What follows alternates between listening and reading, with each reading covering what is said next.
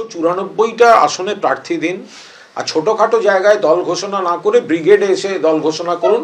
উনি চাইলেই বিজেপি এখন দিয়ে দেবে ব্রিগেড, সেনাবাহিনী। তো সুতরাং এখন সেখানে মানে কোনো মুখ লাগাবার ওনার সঙ্গে আমাদের কোনো কারণ নেই। যে ব্যক্তি 2019 সালের লোকসভা নির্বাচনে বাবরি মসজিদ যে দল ভেঙেছিল সেই বিজেপির প্রার্থী ছিলেন, আজকে তিনি কাদের সাহায্য করার জন্য বিজেপি বিরোধী কথা বলে ভোট ভাগের চেষ্টা করছেন, এটা মানুষ পুরো বুঝতে পারছেন। যারা বিজেপিকে রুখতে চান সরাসরি একমাত্র তৃণমূল কংগ্রেস প্রার্থীদের ভোট দিন।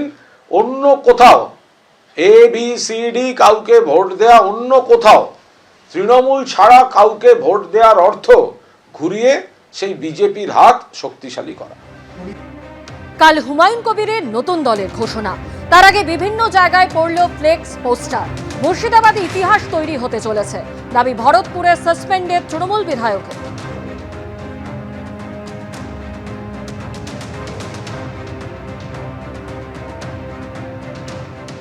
12 নম্বর জাতীয় সড়কের ধারে বিভিন্ন প্রান্তে এই রকম ব্যানার পোস্টার পড়েছে, যেখানে একবারে হুমায়ুন কবির যে নতুন দলের সূচনা করছেন সোমবার দিন 22শে ডিসেম্বর, সেই বিষয়ে কিন্তু একেবারে প্রচার চালানো হচ্ছে। এবং এক্ষেত্রে উল্লেখ করা হয়েছে যে জনসাধারণকে জানাচ্ছে নতুন দলের সূচনা হচ্ছে এবং সেই জায়গা হচ্ছে বেলডাঙ্গার খাগড়ু পাড়া মোড়। এবং সেখানে একেবারে 22 তারিখ সোমবার দিন সকাল 11টার সময় তার যে নতুন দল ঘোষণা হবে, সেই রকম কিন্তু বিভিন্ন যে প্রান্তগুলো রয়েছে সেই জায়গায় জাতীয় সড়কের ধারে এরকম ব্যানার পোস্টার পড়েছে। হুমায়ুন কবির ঘোষণা করেছিলেন বাবরি মসজিদে ভিত্তি স্থাপন এবং তারপর দল থেকে তাকে সাসপেন্ড করা হয়। তার পরবর্তীকালে দেখা যায় যে হুমায়ুন কবির একেবারে বাবরি মসজিদে ভিত্তি স্থাপন করলেন এবং এর পরবর্তীকালে হুমায়ুন কবির জানিয়েছেন যে আগামী দিনে তার নতুন দল নির্বাচনও লড়বে এবং সেই মতো সোমবারের দিকে তাকিয়ে রয়েছে হুমায়ুন কবির ঠিক কী জানায়। ইতিমধ্যে যে প্রস্তুতি, সেই প্রস্তুতি শুরু হয়ে গেছে 22 তারিখ হুমায়ুন কবিরের নতুন দল ঘোষণা করার আগে। ক্যামেরায় প্রবীর দেশ সঙ্গে পার্থপ্রতিম ঘোষ, ABP আনন্দ, মুর্শিদাবাদ।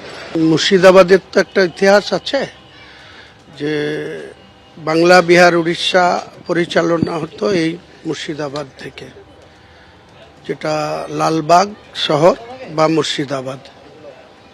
তো সেই মুর্শিদাবাদ থেকে আগামী দিনে একটা আবার নতুন ইতিহাস হতে যাচ্ছে। মানুষের বাউন্সার থাকবে।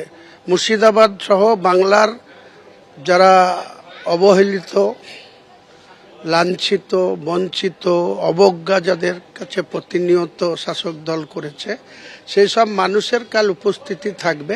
আমি বলছি, বাংলার রাজনীতিতে কোনো রাজনৈতিক দল যে সবাই যে ভিড় বা যে মানুষের উপস্থিতি করতে পারেনি, সেটা কালকে আপনারা দেখতে পাবেন। এটাই আমার বাউন্সার, এটাই আমার চমক।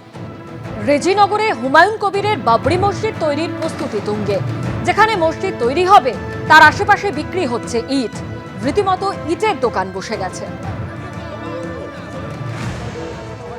মাত্র 10 টাকা 10 টাকা 10 টাকা 10 টাকা নিয়ে যান নিয়ে যান নিয়ে যান। 1 নম্বরে নিয়ে যান নিয়ে যান, মাত্র 10 টাকা 10 টাকা 10 টাকা 1 নম্বরে নিয়ে যান, 10 টাকা 10 টাকা 10 টাকা। বাবরি মসজিদে ভিত্তি স্থাপন হওয়ার পর থেকে দেখা যাচ্ছে যে ইট নিয়ে আসছেন অনেকে, বিভিন্ন ইট ভাটা থেকে ইট নিয়ে আসছেন। এবং এক্ষেত্রে একেবারে দেখতে পাচ্ছি ঠিক যে জায়গায় প্রস্তাবিত বাবরি মসজিদ তার উল্টো দিকে নিয়ে যান মাত্র 10 টাকা 10 টাকা 10 টাকা 1 নম্বরে নিয়ে যান, 10 টাকা 10 টাকা 10 টাকা। একেবারে ইট বিক্রি শুরু হয়েছে। এরকম ভাবে বলা হচ্ছে 10 টাকা করে দাম। যিনি রয়েছেন এখানে বিক্রেতা, তার সঙ্গে কথা বলে নেবো যে এখানে ইট বিক্রি কবে থেকে শুরু করলেন? আজ থেকে শুরু করেছি। 10 টাকা 10 টাকা 10 টাকা কি ইট বিক্রি? হ্যাঁ, ইট বিক্রি শুরু করেছি, আজ থেকে শুরু করেছি। এগুলো মানে বাবরি মসজিদের জন্য? বাবরি মসজিদের জন্য, হ্যাঁ হ্যাঁ, অনেকে কিনছে। বাবরি মসজিদের জন্য কেউ বাড়ি থেকে নিয়ে আসছে, কেউ কিনছে, কেউ পাথর দিচ্ছে, কেউ বালি দিচ্ছে, মানে যার যেটা মনে চাইছে সে সেটা দিচ্ছে। এখান থেকে বিক্রি হচ্ছে। ইতিমধ্যে দেখতে পাচ্ছি যে সেই ইট নিয়ে আসা হয়েছে যে জায়গায় প্রস্তাবিত বাবরি মসজিদ, তার ঠিক উল্টো দিকে রাস্তায় এইরকম পরপর বেশ কয়েকটি দোকান দেখতে পাচ্ছি। তারা কিন্তু একেবারে ইট নিয়ে এসে এখানে বিক্রি শুরু করলেন। ক্যামেরা প্রবীর দেশ সঙ্গে পার্থপ্রতিম ঘোষ, ABP আনন্দ, মুর্শিদাবাদ। ABP আনন্দ, এগিয়ে থাকে, এগিয়ে রাখে।